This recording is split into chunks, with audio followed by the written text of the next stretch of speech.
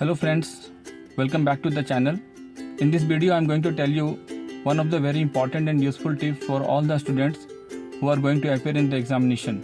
So after completion of +2 जब मैं engineering करने के लिए पुणे आया तो वहाँ पे 2 सब्जेक्ट थे हमारे एरोनॉटिकल इंजीनियरिंग में, एक फ्लूइड मैकेनिक्स और दूसरा इंजीनियरिंग मैथमेटिक्स। तब वहाँ पे सीनियर्स बता रहे थे कि ये जो कोर्स है एरोनॉटिकल इंजीनियरिंग का जो एरोनॉटिकल सोसाइटी ऑफ इंडिया से होता है वो बहुत ही डिफ़िकल्ट है और इसके एग्ज़ामिनेशंस के कुछ रूल्स हैं। 50% ही इसके पास मार्क्स हैं और जो लोग जनरली पास कर लेते हैं इसमें लाइक 56-60 वही हाईएस्ट मार्क्स भी हो जाता है। So passing marks and highest sometimes in many of the subject are same. तो मैं इसके एग्जामिनेशंस के कुछ इंपॉर्टेंट रूल्स बता रहा था, जैसे कि every semester the exam will start from second Tuesday of June and December, और इसके एग्जामिनेशन में कोई भी एक्स्ट्रा सीट सप्लीमेंट्स नहीं दिया जाता है। 32 पेजेस का जो बुकलेट होता है उसी में ही आपको सारा आंसर्स लिखना पड़ता है, 100 मार्क्स का जो भी है। और इनके एग्ज़ाम्स भी अल्फ़ाबेटिकल ऑर्डर में सिक्वेंसली होते हैं, जैसे कि electrical engineering, engineering mathematics, fluid mechanics, strength of material, thermodynamics. तो मेरा पहला ही पेपर था, मुझे आज भी याद है, बहुत पुरानी बात है, it's just like a small interesting story. So 2003 में मैं जब इंजीनियरिंग के लिए गया था वहाँ पे, तो फर्स्ट सेमेस्टर का ये हमारा पहला एग्ज़ाम था फ्लूइड मैकेनिक्स का। डेट मुझे आज भी याद है, 10 दिसंबर 2003। और 11th को हमारा दूसरा पेपर था और 11th को नाइट को ही हमारा ट्रेन था वापस जाने के लिए घर। तो मुझे अच्छे से याद है ये डेट, क्योंकि फ़र्स्ट टाइम हम लोग घर जा रहे थे after long time staying out of native. क्योंकि एग्जामिनेशन का डेट पहले से पता था दिसंबर में होगा, तो पूरा सेमेस्टर भर हम लोगों ने अच्छे से मेहनत किया। हर एक दिन कॉलेज से वापस आते समय खुद को एनालाइज करता था कि कितना आज मुझे समझ में आया है, क्लास में जो भी सब्जेक्ट पढ़ाया गया है। तो कभी 93%, कभी 96%, आज मुझे ये कॉन्सेप्ट समझ में नहीं आया। ऐसे करके खुद को एनालाइज करता था। पूरा सेमेस्टर बिल्कुल फोकस रहा एग्जामिनेशन में और एग्ज़ाम बिल्कुल करीब आ गया। तैयारी तो अच्छी थी मेरे हिसाब से। तो जब हम लोग फर्स्ट दिन एग्ज़ामिनेशन देने के लिए सेंटर पे गए 10 दिसंबर 2003, 9 बजे से एग्जामिनेशन था, 9 to 12, और हम लोग लगभग 8 सवा 8 में पहुंच गए थे आफ्टर ब्रेकफास्ट। हमारा जो सेंटर था वो करवी नगर में था, Cummins college of engineering for women, और हम लोग वारजी में रहते थे। तो लगभग इन हमारे जगह से कॉलेज का डिस्टेंस जो था सेंटर का लगभग 1 किलोमीटर आप कह सकते हो। वॉकेबल भी जा सकते थे, बट हम लोग कुछ बस वगैरह लेके गए थे। सेंटर पहुंचने के बाद हम लोग आराम से अपनी अपनी जगह पे बैठ गए, सिटिंग अलॉटमेंट जो भी था। और मेरे बगल में मेरा एक अच्छा दोस्त बगल में वो भी बैठ गया, तो थोड़ा कंफर्ट लगने लगा, क्योंकि नया सेंटर था और नए लोग थे और पूरे कॉलेज में सिर्फ गर्ल्स ही गर्ल्स दिखाई दे रही थी, क्योंकि वो इंजीनियरिंग कॉलेज फॉर वुमेन था। तो जेंट्स बहुत कम, ओनली फैकल्टीज़ और स्टाफ्स कुछ दिख रहे थे। तो फिर भी हमारे क्लासरूम में, एग्जामिनेशन रूम में हमारे क्लास के बच्चे थे और कुछ दोस्त जो जाने पहचाने थे वो लोग बैठे थे, और एक ख़ास दोस्त बगल में बैठ गया था, मतलब नेक्स्ट रो में। तो मुझे थोड़ा कंफर्ट फील हुआ एंड हमारा एग्जामिनेशन फिर ऑलमोस्ट शुरू हो गया। We got the question paper, we got the answer sheet, booklet, and as usual जो मैंने प्रैक्टिस करते आया था कि बचपन से कि अच्छे से पेपर लिखना है। मेरी राइटिंग अच्छी है तो मैं प्रेजेंटेशन पे और ज़्यादा ध्यान देता था, नीट एंड क्लीन होना चाहिए। ये बहुत इंपॉर्टेंट बात है, इससे रिलेटेड और एक वीडियो मैं बाद में बनाऊंगा, जो वहाँ से बहुत अच्छी आपको एक लेसन मिलेगी। तो एग्ज़ाम शुरू हो गया, पेपर मैंने देखा। पेपर जनरली तो टफ ही रहता है। सो 100 मार्क्स का पेपर था, 20 मार्क्स ऑब्जेक्टिव एंड 80 मार्क्स का पूरा सब्जेक्टिव था। डेरिवेशंस थे, न्यूमेरिकल्स थे, कुछ डेफिनेशंस थे। तो कुल मिला के सब कुछ मुझे आ रहा था, लेकिन सब कुछ अच्छे से वहाँ पे लिखना एग्ज़ामिनेशन में विदिन 3 आवर्स, ये भी एक बहुत बड़ा चैलेंज की बात थी। तो मैं स्टार्ट किया लिखना, और generally I used to follow the sequence कि क्वेश्चन नंबर 1 में क्या है, 2 में क्या है, वैसे सीक्वेंस फॉलो करता हूँ। क्योंकि मुझे अगर सब क्वेश्चन आ रहा है तो I will follow the sequence, अगर नहीं आ रहा तो पहले मैं पीछे का क्वेश्चन उठाऊँगा फिर आगे का लिखूँगा, ऐसे करके। तो I started with question number 1, I started solving, और बिल्कुल अच्छे राइटिंग से, वेल प्लानिंग, कि मुझे पता था कि मतलब बुकलेट लिमिटेड है, यहाँ पे नंबर ऑफ पेजेस लिमिटेड है, सप्लीमेंट एक्स्ट्रा दिया नहीं जाएगा। तो मैं आराम से स्पेस मैनेजमेंट बिल्कुल अच्छे से करते हुए आगे बढ़ रहा था। 1 2 3 4 ऐसे करते करते लगभग मैंने 80 मार्क्स का क्वेश्चन लिख लिया था, और 2 घंटे 30 मिनट्स, मतलब 2.5 घंटे ऑलमोस्ट हो चुका था और मेरे सिर्फ ऑब्जेक्टिव बाकी थे 20 मार्क्स का। तो मेरा ये टारगेट था कि 20 मार्क्स का ऑब्जेक्टिव 15 to 20 मिनट्स में करके और फिर हम क्या करेंगे, 10 मिनट का टाइम बचाएंगे लास्ट में रिवीजन के लिए कि कहीं कुछ गलती तो ना हुआ, वो क्रॉस चेक करने के लिए सारे क्वेश्चन अटैम्प्ट हुए कि नहीं इसके लिए। लेकिन जैसे ही, अब यहाँ से बहुत इंपॉर्टेंट पॉइंट आ रहा है, आप ध्यान से सुनिएगा। लेकिन जैसे ही 2:30 बजा, ओके 2:30 बजे तक बिल्कुल सब कुछ अच्छा चला था नॉर्मल। अब जैसे ही 2:30 बजा तो मेरे एक एग्जामिनेशन रूम में ही एक लड़के ने हाथ खड़ा किया और फिर सर से पूछा, इन्विजिलेटर से पूछा, sir I want extra seat. तो पहले तो मैं इग्नोर किया, फिर दोबारा उसने रिपीट किया, excuse me sir I want extra seats. तो फिर सर ने भी पूछा, how many extra seats you want. तो मैं शॉक हो गया ये सुन के। उसने बोला सर आई वांट 2 पेजेस।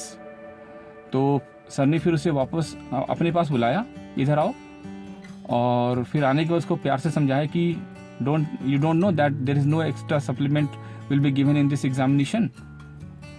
तो तब मुझे सुन के अच्छा लगा कि हाँ ये तो हम लोग को पता है, इसको क्यों पता नहीं है। तो लेकिन जैसे ही वो ये बात क्लियर हो गया, मेरे दिमाग में एक बात चलने लगा कि उसका 32 पेजेस हो गया क्या, इतना जल्दी कंप्लीट भी कर लिया, 32 पेजेस ओवर हो गया, मतलब वो कितना लिखा। जब मैं अपना पेज देख रहा था उस समय तक 2.5 घंटे तक मेरा सिर्फ 15 पेज हुए थे, और अगर मैं ऑब्जेक्टिव लिखता तो 16, एंड 16 क्या सेंटर में था, तो वहाँ पे स्टेपलिंग का जो पिन होता है वो पिन आ रहा था सेंटर पे। तो मेरा उसके एक पेज पहले 15 पेज पे ही 15 पेज पे ही मेरा सब कुछ हो गया था, और एक पेज और लगता मुझे ऑब्जेक्टिव के लिए, तो 16 पेज। लेकिन उसने 32 पेज लिख चुका था और एक्स्ट्रा सीट भी मांग रहा था। और तो मुझे बहुत टेंशन हो गया उस समय से कि उसने क्या लिख दिया, मैंने क्या छोड़ दिया।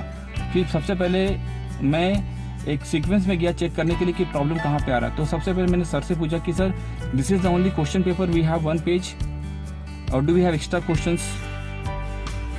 तो उन्होंने बोला नहीं यही क्वेश्चन पेपर है और you can count the marks is total 100। तो मैं मार्क्स भी फिर से काउंट किया, yes total marks coming to be 100, जोड़ने के बाद 100 आ रहा था। तो क्वेश्चन तो क्लियर हो गया, क्वेश्चन यही है, एक पेज का है, फ्रंट एंड बैक। फिर मैं अपने आंसर शीट को चेक करना शुरू किया कि कोई क्वेश्चन बड़ा मेरे से छूट तो नहीं गया, 2-3 क्वेश्चन या कोई इसका सब पार्ट छूट तो नहीं गया। मैंने क्वेश्चन 1 का देखा, ABC, 2 ABC जो भी है पार्ट, सारे पार्ट्स को अच्छे से काउंटिंग किया, सीक्वेंस चेक किया, 1 2 3 4 सीरियल नंबर सारे क्वेश्चन है कि नहीं, 14 तक या 15 तक जो भी सब देख रहा, सब कुछ लिखा हुआ है, एक क्वेश्चन मिस नहीं है। इवन क्वेश्चन का लास्ट पार्ट भी मैं जाके देख रहा हूँ कि कुछ इसमें एक्सप्लेन या फिर डायग्राम, ड्रॉ, स्केच ऐसा कुछ तो नहीं, वो सब भी कुछ नहीं था। तो सब कुछ डबल चेक करने के बाद भी मेरा कंक्लूजन वही निकला कि मैंने सब कुछ लिखा है और कुछ बचा नहीं है उसमें, और फिर भी मेरा 15 पेज ही हो रहा है। तो मैं जो, क्योंकि उसमें भी 5-10 मिनट चला गया ऑलमोस्ट चेक करने में, तो सबसे पहले मुझे लगा कि पहले ऑब्जेक्टिव तो लिख लो। तो मैं बचे हुए टाइम में ऑब्जेक्टिव लिख लिया फटाफट। 20 में से लगभग मुझे 19 ऑब्जेक्टिव तो आते थे, लगभग, या 18-19 है ना, 1-2 में डाउटफुल थे, बाकी सब आ रहा था। मैंने ऑब्जेक्टिव के आंसर्स लिखे और वर्ड्स वगैरह आंसर्स भी लिख दिया और फिर क्लोज किया। थोड़ी देर बाद मेरे एक दोस्त भी कुछ क्वेश्चंस पूछ रहे थे कि इसका आंसर बता, इसका आंसर बता। तो मैंने ठीक है चलो बता दिया, दोस्त है तो थोड़ा बनता है। तो मैंने उसको 1-2 ऑब्जेक्टिव के आंसर्स भी बता दिए जो मुझे अच्छे से पता था। और उसके बाद फिर एग्ज़ाम हो गया, सबका ओवर, मेरा भी हो गया कंप्लीट। मैंने पेपर बिल्कुल टाइम से दे दिया, सबका हो गया, बाहर निकला। जो जनरली एग्ज़ाम सेंटर से बाहर निकलने के बाद लोग ये क्वेश्चन पूछते कि भाई तुम्हारा कितने मार्क्स का सॉल्व हुआ है ना, तुमने कितना किया, कैसा किया पेपर। पर मेरा क्वेश्चन था किसी से भी कि तुम्हारे कितने पेज बचे थे, तुम्हारे कितने पेज बचे थे, सारा आंसर लिखने के बाद। तो कोई बेचारा, मेरा 2 पेज बचा था, मेरा 1 ही बचा था, मेरा 3-4 पेज बच गया था, मैंने छोटा छोटा लिखा था इसीलिए। तो कोई भी मतलब 28-29 तक सब कोई पहुँच रहा था। कोई भी 25 के नीचे नहीं बोला कि मेरा 5 पेज बचा है, मेरा 7 पेज बचा है, ऐसा कोई नहीं बोला। सभी का 27-28 से ऊपर ही था। तो मेरा यही टेंशन था कि सब लोगों का काफ़ी पेजेस लगे हैं आंसर्स को लिखने में और मेरा सिर्फ 15-16 ही पेज हुआ। तो मुझे ऐसा लग रहा था कि ऑलरेडी 50% पास मार्क्स हैं, तो ये लगभग 32 पेज का आधा 50 हो रहा है, 32 का आधा 16 मतलब। तो पता नहीं मेरा रिज़ल्ट क्या होगा, बहुत टेंशन हो गया। हालांकि अब मैंने अपने हिसाब से सारे आंसर्स को अच्छे से लिखा और जहाँ भी ड्राइंग स्केच था वो अच्छे से किया विद प्रॉपर लेबलिंग, सब कुछ अच्छे था मेरे सब। I have given the best, क्योंकि पहला एग्ज़ाम था, बहुत अच्छी तैयारी थी, बहुत अच्छा पढ़ा था, सब कुछ अच्छा हुआ। तो एग्जामिनेशन सेंटर से निकल के हम लोग घर आए। घर में डिस्कशन होने के बाद फिर हम अगले दिन एग्ज़ाम भी दिए दूसरे सब्जेक्ट का। फिर हम लोग ट्रेन पकड़ के घर चले गए नेटिव।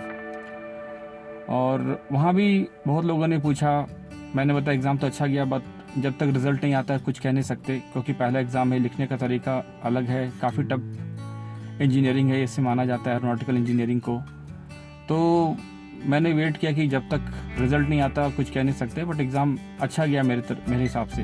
तो सेमेस्टर ब्रेक ख़त्म हो गया, फिर हम लोग वापस अपने घर से पुणे आ गए सेकेंड सेमेस्टर के लिए। तो हमारे क्लासेस तो शुरू हो गए थे वापस, लेकिन रिज़ल्ट नहीं आया था।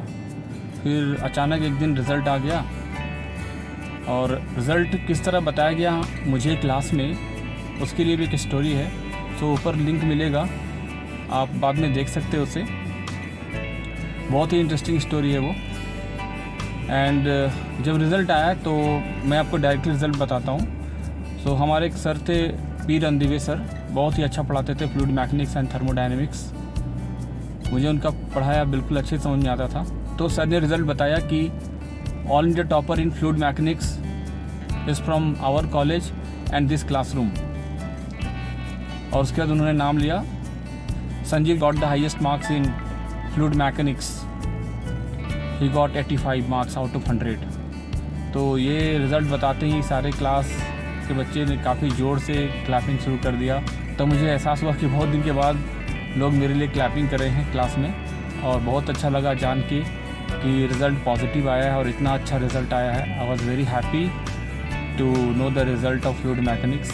सो उस दिन के बाद से मेरा खुद पे विश्वास, भरोसा और कॉन्फिडेंस काफ़ी बढ़ गया था।